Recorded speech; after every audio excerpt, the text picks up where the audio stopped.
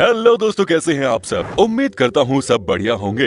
आज हम आपको एक ऐसे देश की सैर करवाने वाले हैं जिस देश की लड़कियों को दुनिया की सबसे खूबसूरत लड़कियों में से एक माना जाता है। तकरीबन 8000 अलग अलग आइलैंड को मिलाकर बना हुआ है ये देश। इकलौता ऐसा देश है जो सबसे ज्यादा नारियल और पपीते का एक्सपोर्ट करता है।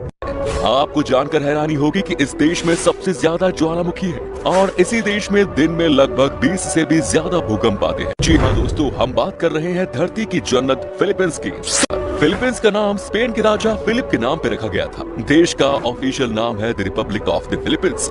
फिलीपींस देश की राजधानी शहर है मनीला, जो कि दुनिया का सबसे खूबसूरत बंदरगाह है। मनीला फिलीपींस की टूरिस्ट स्पॉट्स में से एक है और ये फिलीपींस का बिजनेस हब है। फिलीपींस दुनिया का एक ऐसा देश है जिसकी सीमा किसी दूसरे देश से नहीं मिलती। मतलब कि देश का कोई भी पड़ोसी नहीं है, क्योंकि फिलीपींस चारों ओर समुद्र से घिरा हुआ है। देश के पूर्व में फिलीपींस महासागर से, पश्चिम में दक्षिण चीन सागर से और दक्षिण में सेलेबस सागर से घिरा हुआ है। ये दुनिया का एकमात्र देश है जो कि 7641 आइलैंड को मिलाकर बना हुआ है। दोस्तों, फिलीपींस समंदर से घिरा देश होने के कारण शायद इसे समंदर से इतना प्यार मिला है। मतलब कि दुनिया के सबसे बड़े मोती की खोज 1934 में फिलीपींस के पलावान सागर में हुई। इस मोती का वजन लगभग 7 किलो था और इसकी लंबाई 10 इंच और गोलाई 6 इंच। 600 साल पुराने इस मोती की कीमत 40 मिलियन अमेरिकन डॉलर। जी हाँ, 40 मिलियन डॉलर।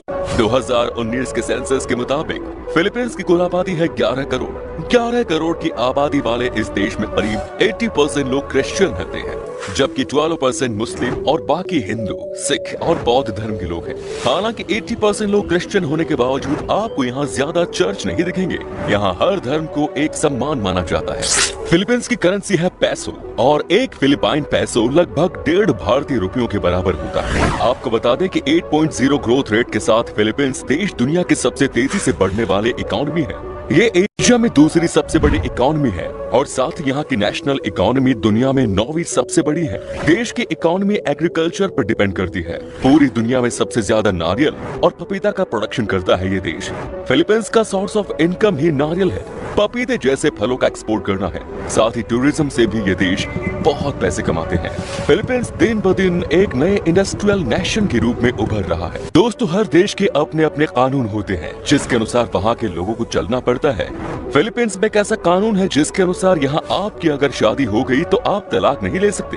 हालांकि ये नियम सिर्फ क्रिश्चियन, हिंदू, सिख और बुद्धिस्ट के लिए है। दोस्तों, फिलीपींस की ऑफिशियल लैंग्वेज है फिलिपिनो, जो अंग्रेजी से मिलती जुलती है। रिपोर्ट के मुताबिक फिलीपींस पर 52 मिलियन लोग अंग्रेजी बोलते हैं और ये दुनिया के 10 सबसे ज्यादा अंग्रेजी बोलने वाले देशों की लिस्ट में शामिल है। लेकिन इसके अलावा भी यहाँ 175 अलग अलग भाषाएं बोली जाती हैं।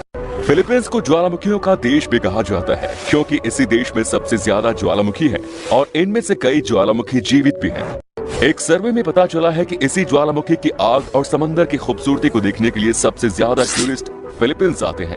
एक और बात आपको बता दूं कि फिलीपींस देश में न ही सबसे ज्यादा ज्वालामुखी है, बल्कि यहाँ भूकंप भी सबसे ज्यादा आते हैं। यहाँ हर दिन कम से कम 20 बार भूकंप के झटके आते हैं, लेकिन ये झटके इतने कम पावरफुल होते हैं कि आपको पता भी नहीं चलेगा कि भूकंप आया था।